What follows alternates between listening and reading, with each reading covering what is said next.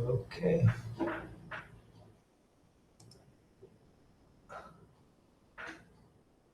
Okay. Okay. Welcome to Gather seminar. Today we have Daniel Litt, who is going to talk about algebraic solutions to nonlinear differential equations. So Daniel, please. Thank you so much. Thanks for the invitation, and it's really nice to be here. So before I begin, please, if you have any questions, just interrupt me. Like, my goal is for the talk to be kind of accessible. So if you're not following something, you just let me know and I'll try to explain. Okay, so I want to talk about algebraic solutions to nonlinear differential equations. Everything I'm going to say is joint with Josh Lam. So if I don't know the answer to a question you have, hopefully he does. Okay, so let me start by introducing the topic. So the basic question is the following thing. So given a possibly nonlinear algebraic differential equation, and I'll be more precise about what I mean by this soon.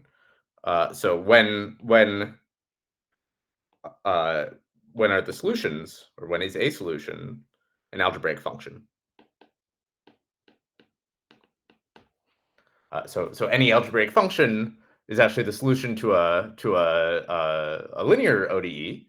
But if someone gives you some random, possibly nonlinear ODE and maybe some initial conditions, it's not so easy to tell if when you sort of integrate the ODE with respect starting at those initial conditions, like when do you get an algebraic function? It's kind of a complicated question.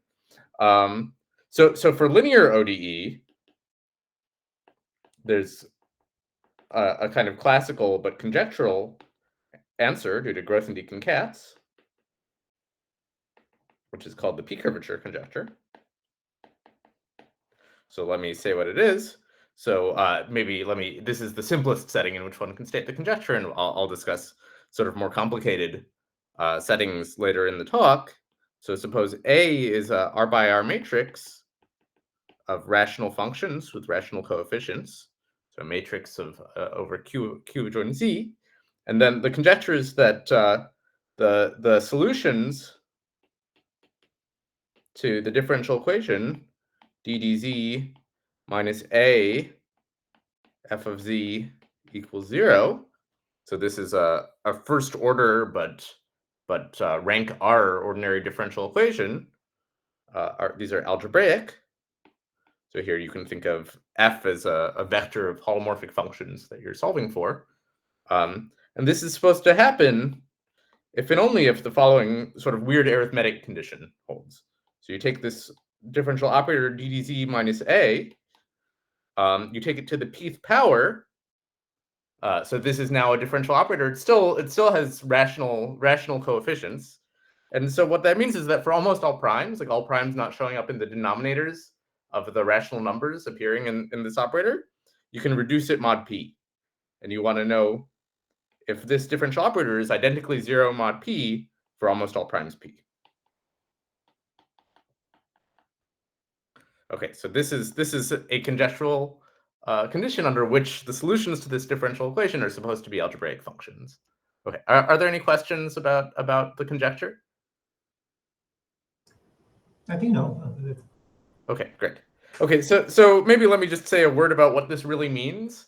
So if you have a differential equation like this, you can write down formal power series solutions pretty easily. You just kind of inductively write them down. You're solving some recurrence relation for the Taylor series coefficients of f. You can do this as long as you're not expanding around a pole of this matrix A.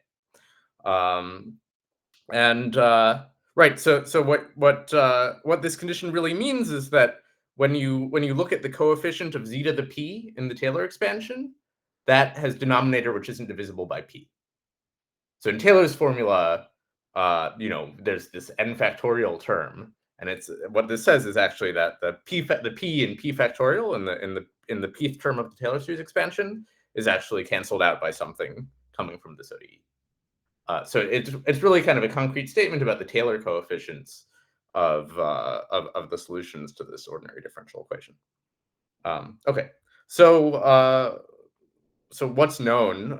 So this is I wrote conjecture. It's not a theorem. even for linear ODE, I think this is a really poorly understood question, but let me just say a little bit about what's known.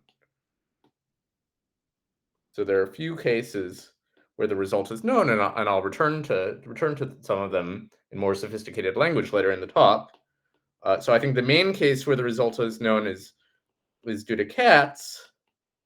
So this is known for Picard-Fuchs equations.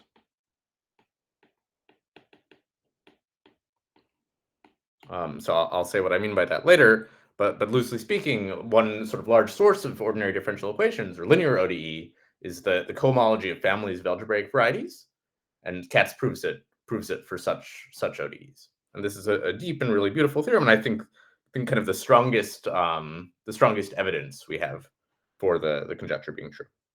Okay.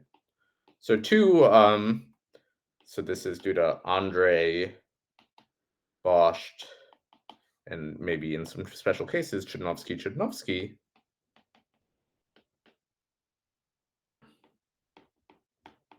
So it's known when this ordinary differential equation has solvable monodromy. And so at least one way to say that is if A is upper triangular.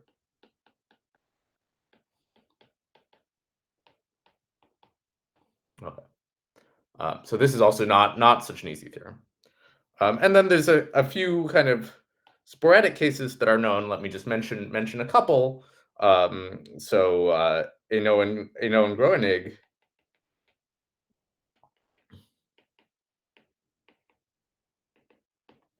recently, there's a more sophisticated version of the statement that I'll discuss later, but where instead of having here I have a ODE where this matrix A has entries in a rational function field, and you can put the function field of any variety there.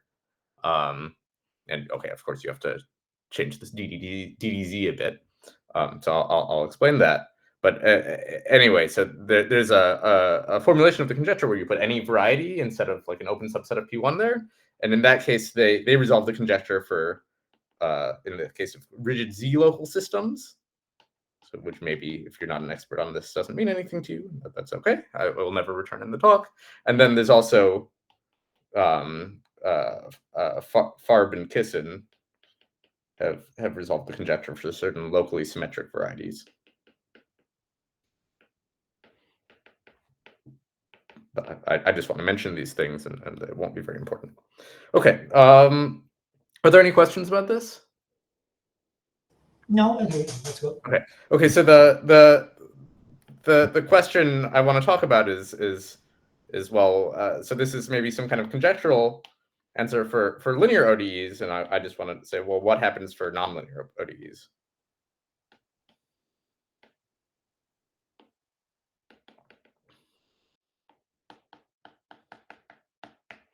Okay, so up until recently, I wasn't aware that there was any conjecture, and then so Josh and I came to some conjecture, and I think Hussein came to a form of the same conjecture independently, and so I'll discuss that and some kind of results towards it. So in particular, here's a pretty famous nonlinear ODE. So this is the well, form of the PainlevÃ VI equation.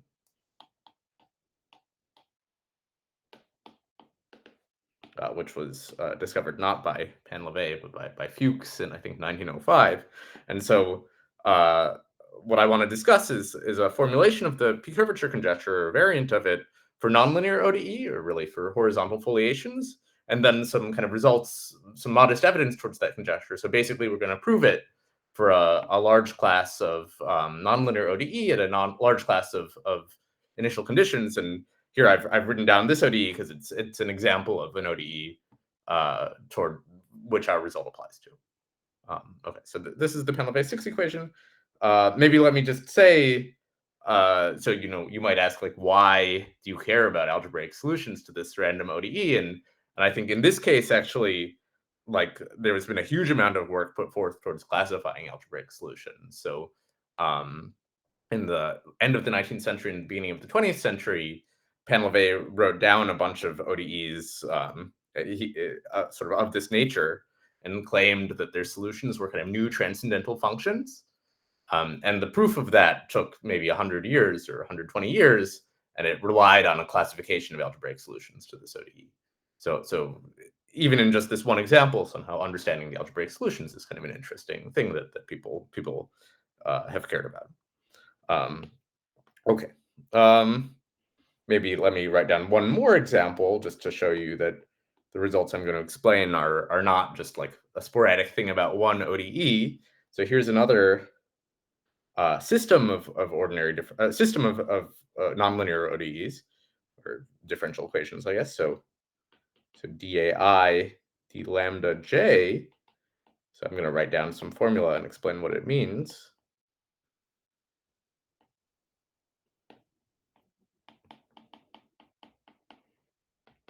So here's this is here the AIs are matrix valued functions of lambda 1 through lambda n. And so I've told you how to differentiate di with respect to AI with respect to lambda j when I are not equal to j. And then I also need to tell you what to do when they're equal. And what you do is you take dAI d lambda j. This is now a sum over I. And then for all j, set this equal to 0. So this is some system of nonlinear differential equations, nonlinear because of this commutator term. The point of the second term is you can solve for dAI d lambda I by plugging in this for all but one of the sum ends. Okay, and so this is the Schlesinger system, and I think it was first written down in 1912. So this is another example of a sort of family of differential equations that the result I'm going to talk about applies to. Okay, are there any questions before I sort of start explaining the setup? No. Okay, great. I would call this a nonlinear differential equation. I guess you can call it a PDE if you'd like. Yeah. By the way, I like this vector field version of this PainlevÃ because in my article with Stefan Reiter we used it. I mean, you see that you have more geometry. Yeah. So of course, I mean, everything I'm going to talk about with Josh, like I want to explain sort of the algebrogeometric origin of these differential equations, and of course we're going to use that. I think it's very hard to imagine proving something about a general nonlinear algebraic differential equation, but if it has some algebraic geometry behind it, you can try to actually say something. Okay, so let me just say what I mean by, okay, so what is a differential equation?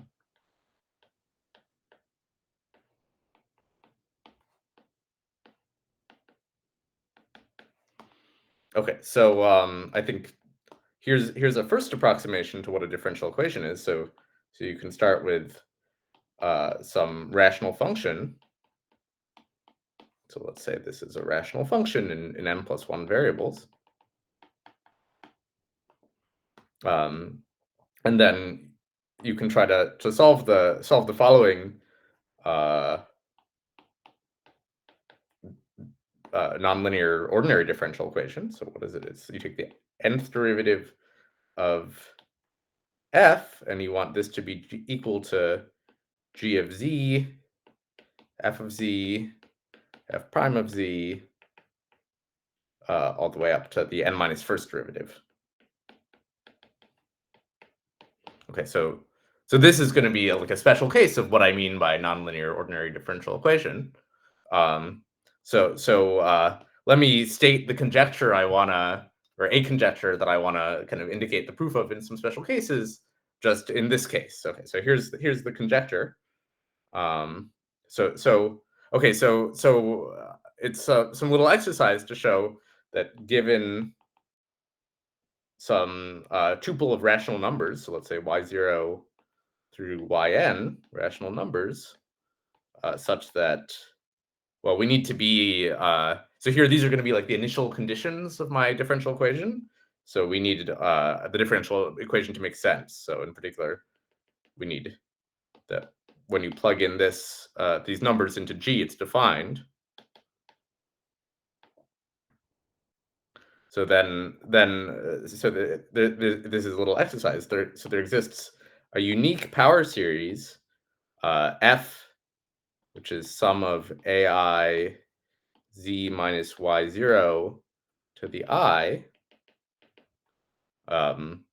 such that two things happen. So first of all, well,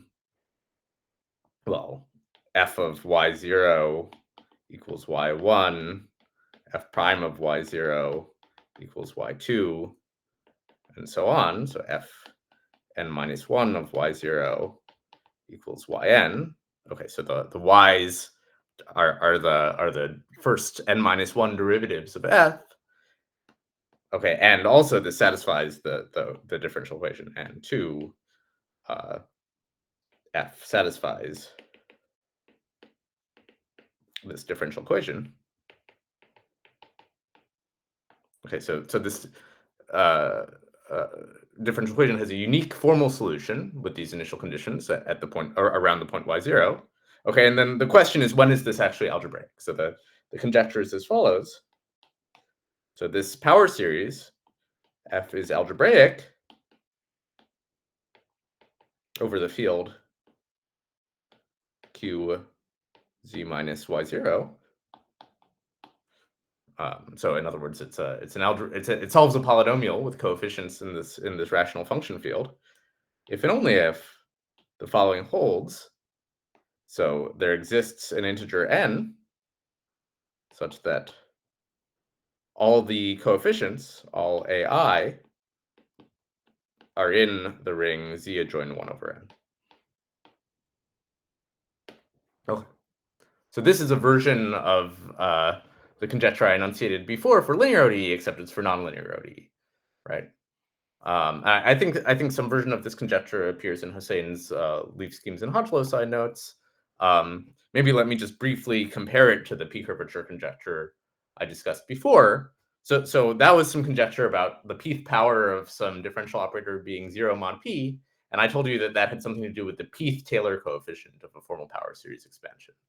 Okay, so this conjecture here is something about all the coefficients.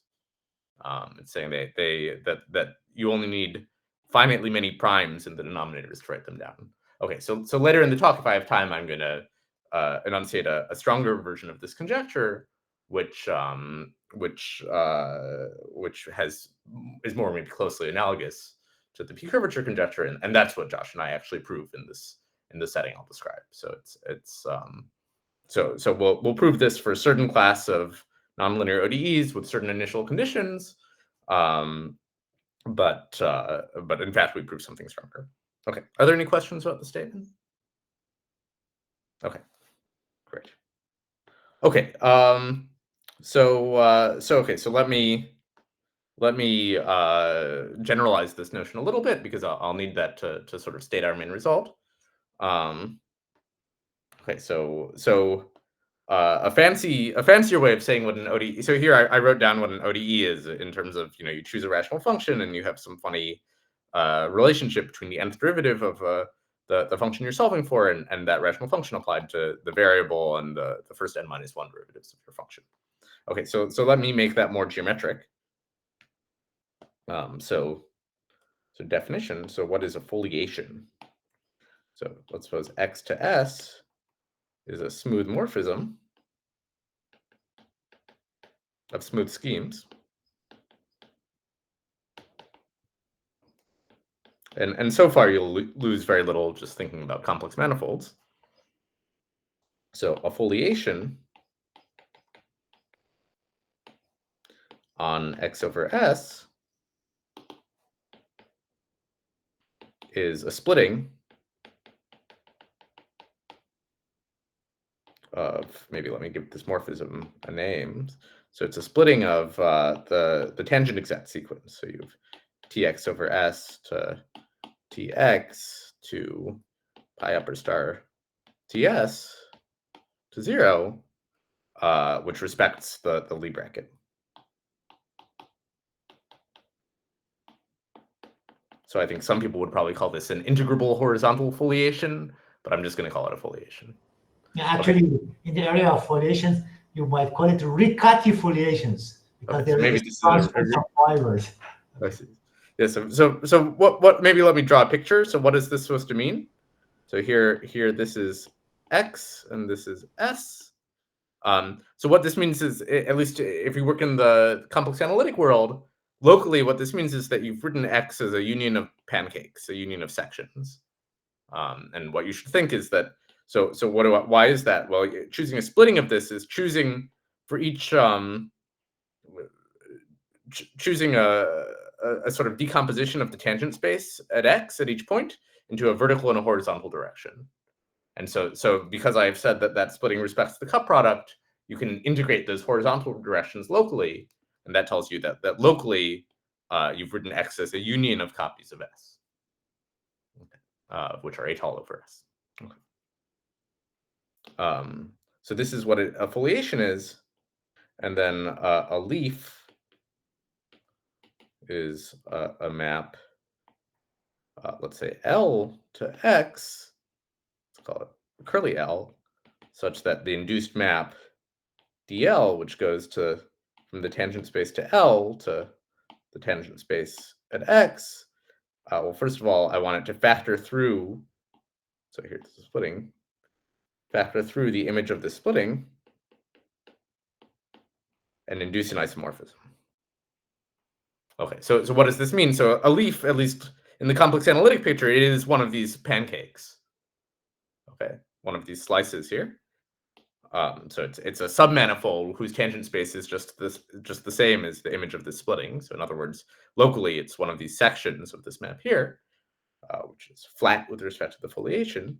Okay, and then the question for me is when is there an algebraic leaf?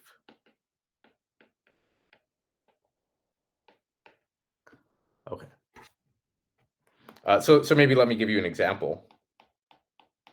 So I claim that out of a nonlinear ODE, in the sense that I wrote before, one can make a foliation. So here's an example. So let's suppose here I'm in a simple case. I want to solve f prime of z is g of z f of z.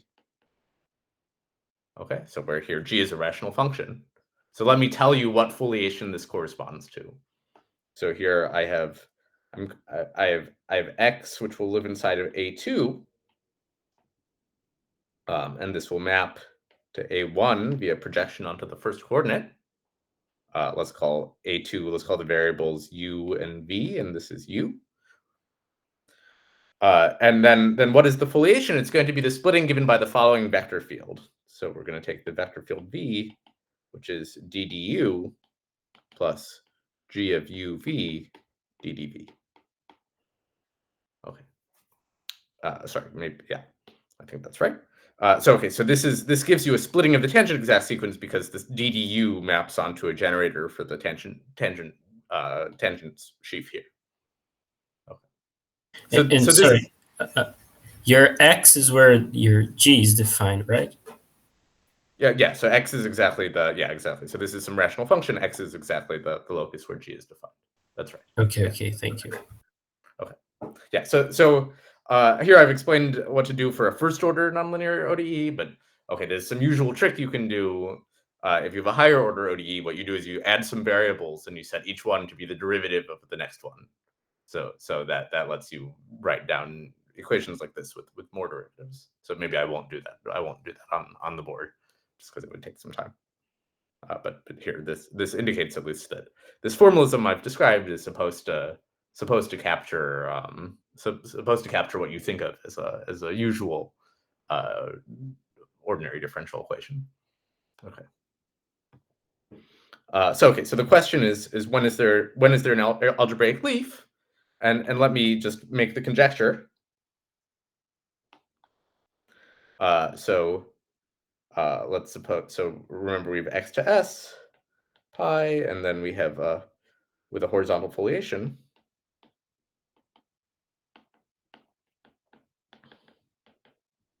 And let's fix a point x in x. So this is the initial condition of our ordinary differential equation, if you'd like. Then the conjecture is that the leaf through x is algebraic. meaning you can solve this differential equation algebraically if and only if it descends to a finitely generated Z algebra. Okay, so let me just say a word about what this means. So here, X to S is a map of algebraic varieties. So everything in sight is defined by finitely many polynomials with finitely many coefficients. And the foliation is given by some algebraic subbundle of the tangent bundle of X. So again, that's something that's also defined by finitely many polynomials with finitely many coefficients. So this whole picture, X to S with the horizontal foliation, automatically descends to a finitely generated Z algebra. Okay, but when one writes down a leaf of a foliation, and that's something one can always do analytically or formally by Frobenius's integrability theorem, you have to write down some formal power series, and those have infinitely many coefficients, and in particular, those coefficients can have denominators divisible by arbitrarily many primes. So the conjecture is that the leaf is algebraic if you actually don't need infinitely many primes to write them down. So in other words, when you apply the formula for Frobenius's integrability theorem, so when you write down a formal leaf, it gives you a formal section to this map, which is defined over a finitely generated Z algebra. So in fact, you can take whatever finitely generated Z algebra you need to define X pi in this horizontal foliation, and then invert finitely many primes. So that's supposed to be the same as algebraicity. So I hope it's okay that I'm not writing this down extremely formally, but you should think what I mean is what I wrote in the previous conjecture. If you want, I can write it down more formally. Does anyone want me to make this more formal, or? No, you can go ahead. No. I'm sorry? You can go on. Okay, great. Okay, so let me give you some modest evidence for this conjecture. So the rest of the talk, I want to tell you what we can actually prove. So I want to introduce a class of horizontal foliations and initial conditions where we can actually prove something. Okay, so what I want to introduce now is the nonabelian Gauss-Manin connection.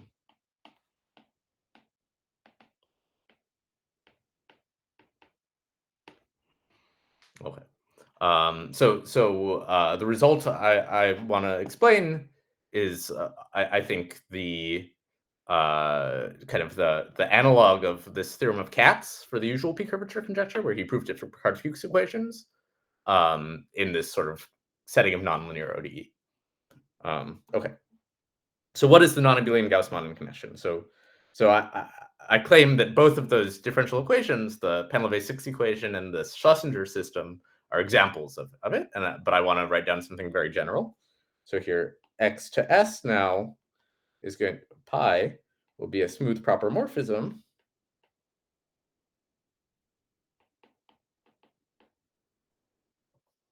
if for the experts in the room, everything I'm going to say works also if X has a relative SNC divisor. And I'm just going to elide that from just for notational compactness, but maybe it's worth saying, like, when I mentioned the PainlevÃ VI equation and the Schlesinger system, there is some divisor in the picture. So strictly speaking, in order to include those examples, one has to have a little bit more decoration.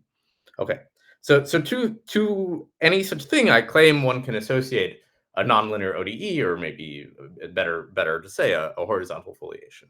So let me give some notation and then tell you what it means.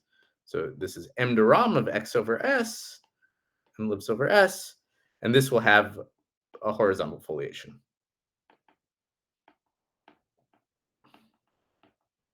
Okay, so maybe just so I'm not lying to you, this m de Rham will really be a stack, and it will not be smooth, and so this won't strictly fit into the definition of a horizontal foliation I described before. If you set things up correctly, at least it will be a smooth Lin-Mumford stack on a big open, and then you can make sense of everything I said. But maybe what's better to say is that on all of m de Rham, this m de Rham is a crystal, so it's a stack on the crystalline side, and everything I'm going to say can be made sense of in that generality. But you can just think horizontal foliation, and you won't lose anything. Okay, so what is this m de Rham? And what is the horizontal foliation? So okay, what is m de Rham X over S? So let me give a informal definition. So what this is a moduli stack which parameterizes triples of the following form. So XS E nabla, where here XS is a fiber of pi, and here and E nabla is a flat vector bundle on XS. Okay, I'll remind you what this means, but let me just say what philosophically is supposed to be happening here. So this is supposed to be the nonabelian analog of the de Rham cohomology of the fibers of X. Okay, and just like de Rham cohomology, it's supposed to carry a connection on it, and that's the nonabelian Gauss-Manin connection. Okay, so let me say what is this E nabla? So here E is going to be a flat vector bundle. Sorry, E will be a vector bundle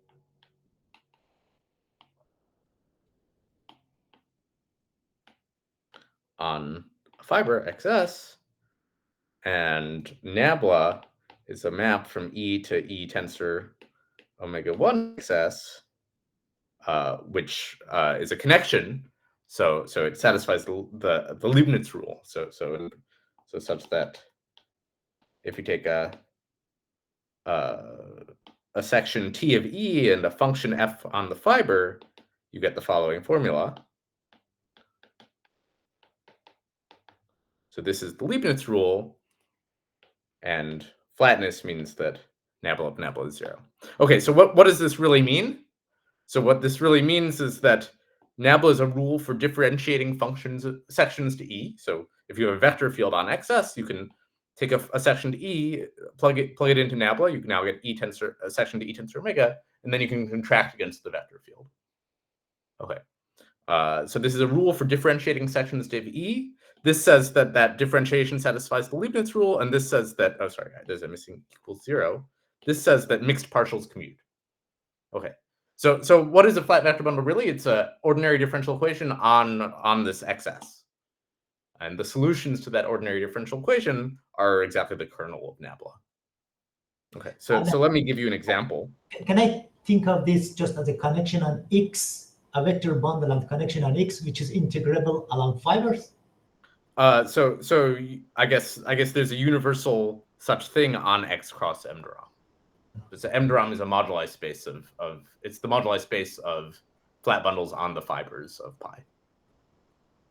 Okay. Yeah. So a point of M de Rham.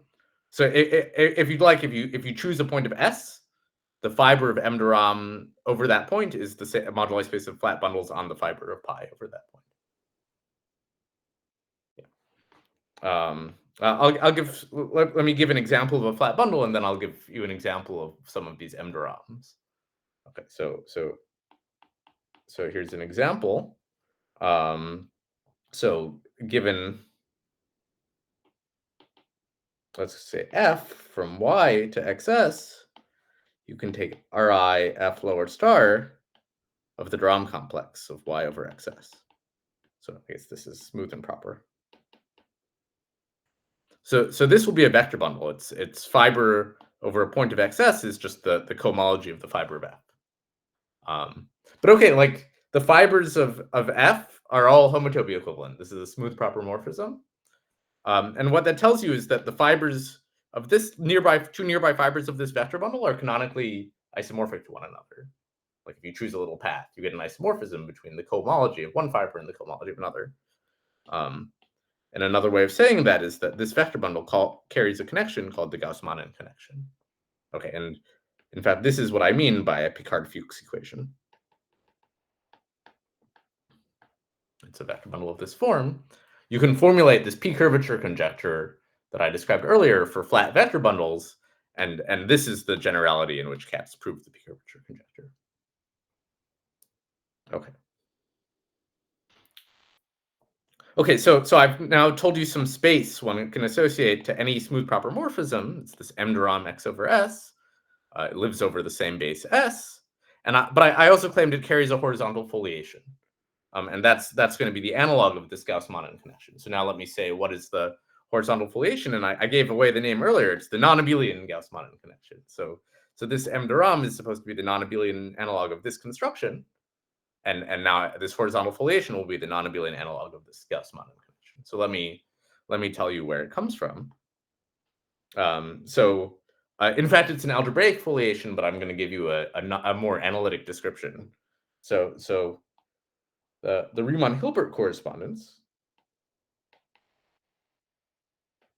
tells you that these flat vector bundles have a topological interpretation. So a flat vector bundle on a compact, or let's just say on a complex manifold,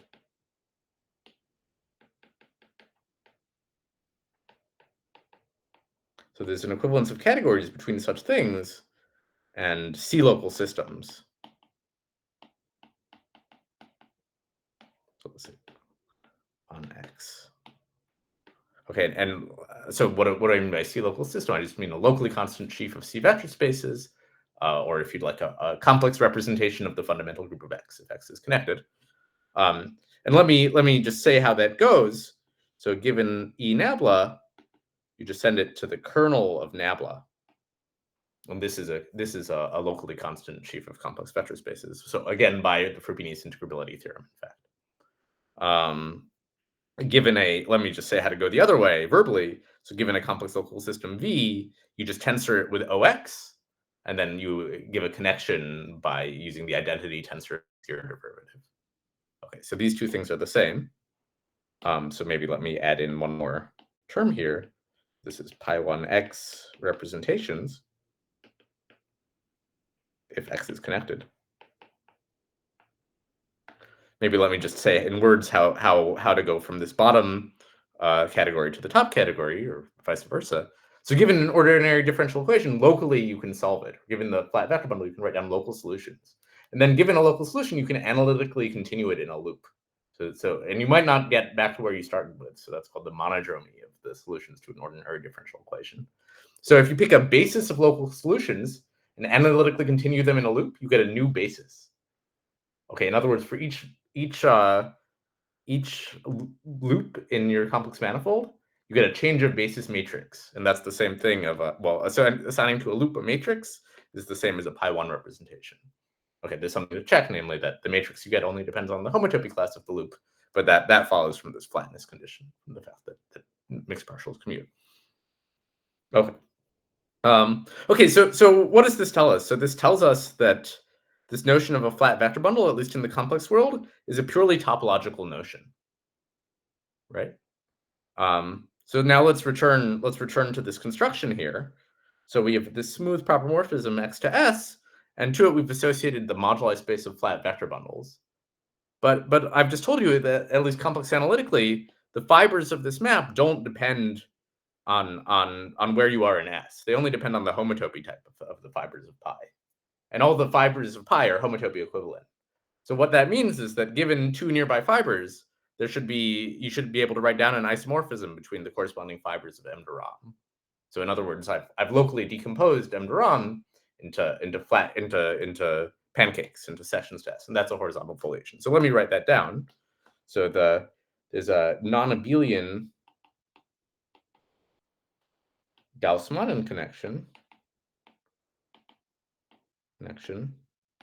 which is a horizontal foliation on M to Rom X over S. And what are its leaves? So whose leaves are families of flat vector bundles, XS E nabla, and here this is parametrized by your little s, whose monodromy representations are locally constant up to conjugacy. Okay, so I've told you what the leaves of the foliation are. That actually does determine the foliation. What should not be obvious to you at this point is that this is an actually algebraic foliation, but it is. And I won't say anything more about why unless someone asks me after the talk. Okay. So now let me tell you what the theorem is. So this is joint with Josh. So let pi x to s be smooth and proper. And again, one can allow a relative normal crossings divisor if you'd like. And let xs e nabla be a point of m deram x over s. So okay, so what is this? This is a fiber with a flat vector bundle. And so this is going to be an initial condition. So I want to know, when is the leaf of this foliation I've described on m deram through this point algebraic? Okay, and so I need a hypothesis on the point. So I need this to be a Picard-Fuchs equation.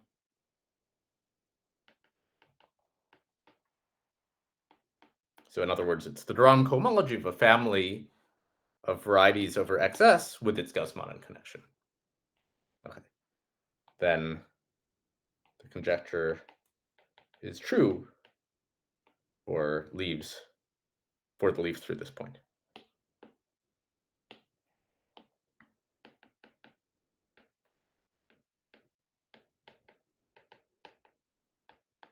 So what do I mean by that? I mean, the leaf through this point is algebraic if and only if, when you look at the formal power series expansion of it, the coefficients live in some finitely generated Z algebra. Okay. Daniel? Yeah. Can I replace Picard-Fuchs with the nilpotency of the p-curvature at that point? No. Okay. Definitely not in our theorem. I mean, of course you can conjecture it, but yeah, no, you really need it to actually come from the cohomology of a family of varieties. Okay. Yeah, probably you could do something like, what we really need for the argument is that there's a Z structure on the monodromy representation, and that it's periodic for the Higgs deram flow. But that's some very, I mean, like the only way you would ever be able to check that is by proving it's a Picard-Fuchs equation. Okay. So in particular, maybe let me just remark, so being a Picard-Fuchs equation means that you're the cohomology of a family of varieties over xs. And you can ask, what about like summands of those things? And in fact, we don't even know the conjecture for summands. And Katz's result has the same nature. So if you take a summand of a Picard-Fuchs equation, Katz's proof of the classical p-curvature conjecture doesn't hold for. We don't know how to prove it in that case either. So I mean, I think this is really basically completely analogous to Katz's result, except in this sort of nonabelian setting. Okay, so let me give you some examples. So example. So I hope you'll forgive me. So in the theorem, I stated this for x smooth and proper. And in the example, I'm going to have a simple normal crossings divisor because I want to connect this to these differential equations I wrote down earlier. And then I'll try to say a word about how one might prove such a thing. So I want to take S. Oops. Oh, sorry. I want to take S to be the configuration space of n points in P1. And then, well, what is Sx going to be? I want to take P1 over S. And then I'm going to, well, there's a universal divisor on the P1 over the configuration space, which is, so what is this? So the fiber over a divisor D in the configuration space of n points in P1 is D. Okay. So this is the configuration of n points in P1 is the moduli space of n tuples of distinct points in P1, and this D universal is the universal n tuple of distinct points in P1. Okay. So to this, one can associate an m deram of, let's call this x over s. So this is xs e nabla, where nabla has regular singularities at D. Okay, so let me, for the, this is for experts, so let me not say what regular singularities means. Loosely speaking, it means that this connection has poles of order at most 1 along this divisor. Okay, so inside of here, there's what's called the Fuchsian locus. So this is where E as a vector bundle is abstractly trivial. Okay. Okay, so what does nabla look like if you're on a trivial bundle? It looks like d plus sum of ai over z minus xi, where here the xi are in this divisor d, dz, such that the sum of the ai is 0. This just means there's no pull at infinity. Okay, and then you can ask, what is this foliation? So what is this nonabelian Gauss-Manin connection?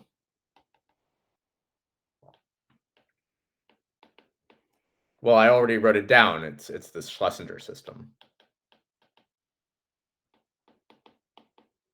Okay, so this was a very fancy way to describe the Schlesinger system. Schlesinger wrote it down in 1912, but really what he had in mind was this. I mean, if you look at what he did, what he was trying to understand is, well, what does it mean to be flat for the nonabelian Gauss-Manin connection? It's asking, as you vary these xi, how should you change the ai to make the monodromy the same? And that's exactly what this nonabelian Gauss-Manin connection captured. So this is really a very, I mean, I understand that this nonabelian Gauss-Manin stuff, it seems kind of fancy, but really it's it goes back to 1912, and I think it's a very natural thing to think about if you're studying ordinary differential equations which look like this. Can I say that this is a kind of algebraic geometric language for isomonodromy things? Yeah, that's exactly right. Yeah, so the nonabelian Gauss-Manin connection is exactly capturing isomonodromic deformations of flat vector bundles, or of ordinary differential equations. That's exactly right. Yeah. Okay. So in other words, what does our results say in this language? It says that if you have one of these Fuchsian ODE, which shows up inside of the cohomology of a family of algebraic varieties, then the corresponding solution to this Schlesinger system I wrote down earlier. Maybe let me scroll back up to it. So this thing. So the corresponding solution to this ordinary differential equation is algebraic if and only if when you start writing down the formal power series solutions, you don't have too many denominators. So this is an arithmetic criterion for when a solution to this specific ordinary differential equation is algebraic. Okay, what about the PainlevÃ VI equation? So the PainlevÃ VI equation. So it's the special case where you have, so remember we did this conf n, so n is the number of points, and I want to take n equals 4, and this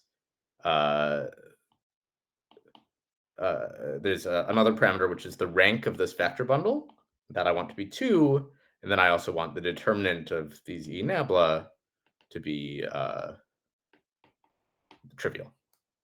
So in other words, this is the case of SL2 valued monodromy. So another way of saying this is that the AI, these matrices AI, are traceless 2x2 matrices. Okay. So of course it's not obvious. Like, I wrote down this Schlesinger system, and it's some kind of complicated system of linear ODEs, and the point is that there's some change of coordinates you can do to make it into this sort of funny nonlinear PainlevÃ VI equation. Okay, and if you Google, you'll be able to find someone doing that. It's a pretty complicated algebraic manipulation. Okay, so again, our result says in this case of PainlevÃ VI that if you start with one of these 2x2 systems, which comes from the cohomology of a family of algebraic varieties, you can detect its algebraicity by looking at the denominators appearing in the Taylor expansion of the solution. Okay. Are there any questions about this? Yeah, it's good. Okay. So let me, in the last, I have about 10 minutes left. Is that right? 6 minutes or maybe 7 minutes. Oh, 10:25? Okay, that's fine. Great. Okay, so in the last few minutes, let me just say a few words about the proof idea.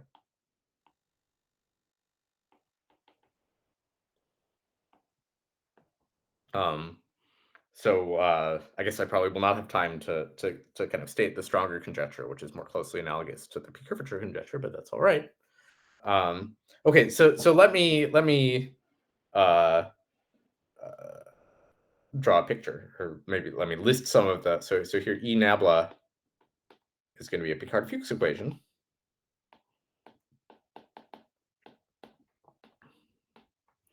let me list some of the properties of a Picard-Fuchs equation, which are irrelevant. So one property it has is that the monodromy lies in GLR Z. So if you write down the monodromy representation, it's conjugate to a representation into the group GLR Z. So in other words, the matrices that define it have integer entries. Okay, second of all, it has a Hodge filtration. So Griffith's transverse Hodge filtration. So, I mean, why is that? Well, this comes from the family, cohomology of a family of algebraic varieties, and the cohomology of an algebraic variety has a Hodge structure on it. And so this Hodge filtration it captures how that varies in families.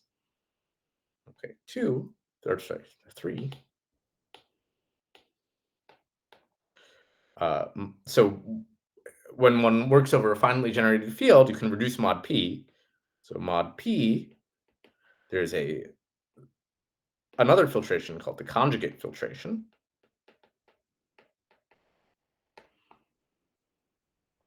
Okay, and 4, there's a comparison. Let me give these filtrations names. So I'll call it F and N, the Hodge and conjugate filtration. So there's a comparison between the Frobenius pullback of the Hodge filtration, the associated graded of the Hodge filtration, and the associated graded of the conjugate filtration. Okay. And this comparison has a lot of features, which I won't get into. For the experts, the important one is that it exchanges the Kadeira-Spencer map here with the associated gradient of the p-curvature of this flat vector bundle, which is something I haven't defined. Okay, so there's some relationship between sort of very classical invariant, like more or less the derivative of the period map corresponding to this variation of Hodge structure, and some arithmetic information. Okay. And the key is as follows. So let me draw a picture. So another question. So you don't need the intersection form in cohomology? No. Okay. No.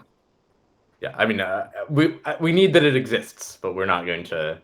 The way we use it is not going to appear in the arithmetic part of the argument. Yeah. So what we need is that this is a polarizable variation of Hodge structure, but we don't need a specific polarization. Okay. Yeah.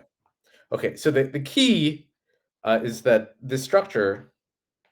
So under, sorry, let me just say this. So under the hypotheses of the conjecture, so namely when the formal leaf descends to a finitely generated Z algebra, this structure extends to a formal neighborhood of XS in X. Okay. So this key step I will not be able to say anything about the proof of. Let me just say a word about what it relies on. So the main things it relies on are August-Vologodsky nonabelian Hodge theory and positive characteristic.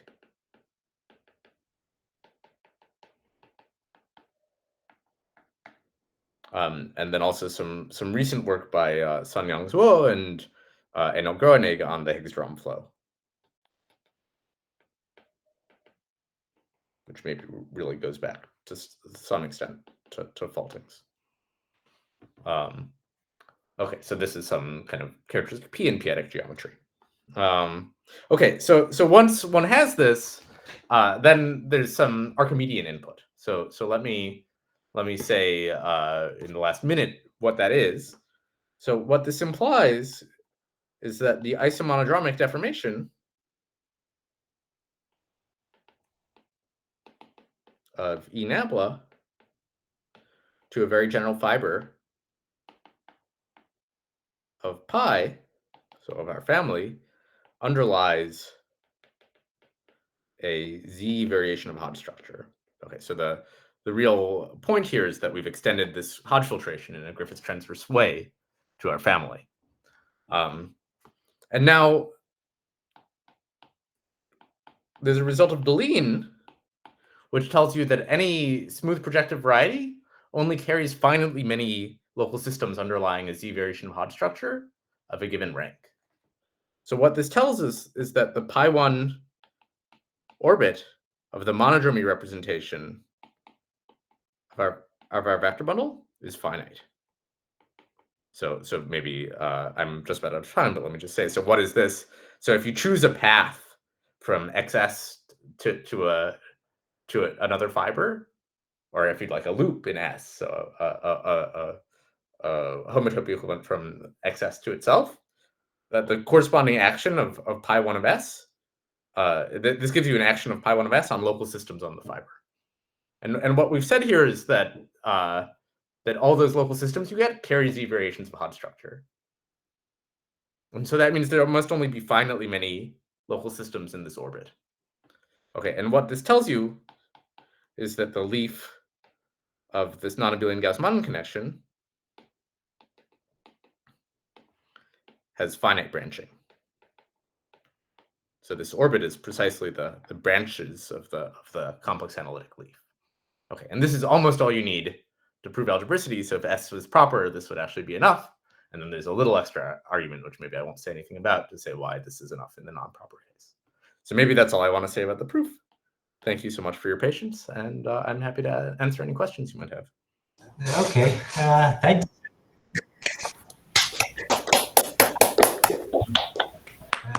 Let's first try to stop recording.